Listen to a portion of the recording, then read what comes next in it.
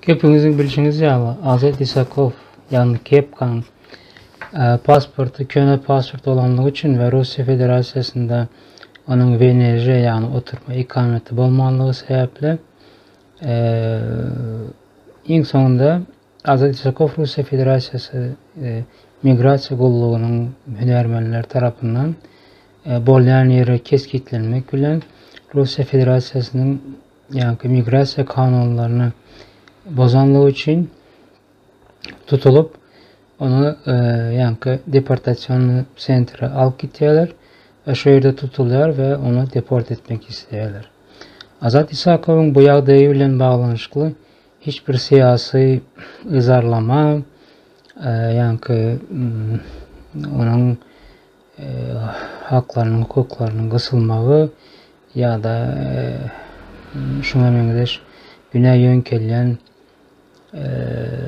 şeyle ettiler, beýle ettiler diýip aýdylýan günä ýön kelýänleriň hemmesi boşdur.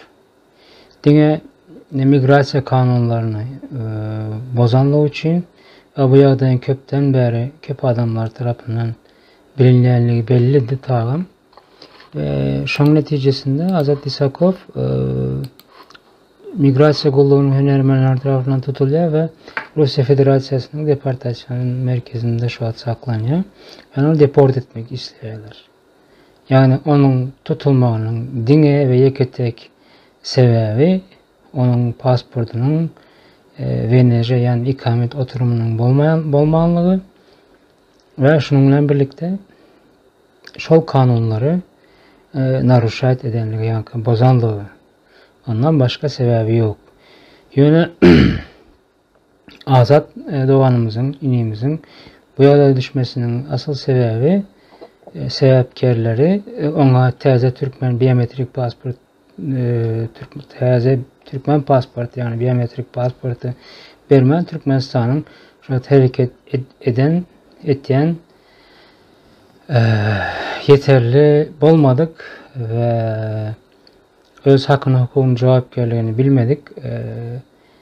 Yani çinawnikleri ve kardeşimizin bu ýagdaýyna şolar jogapkerdir. Şoň üçin Türkmen halkyna, ýaşlaryna we aktivistler insan haklaryny, insan hukuklarynyň, adam hukuklarynyň goraýjylaryna we opozisiýa men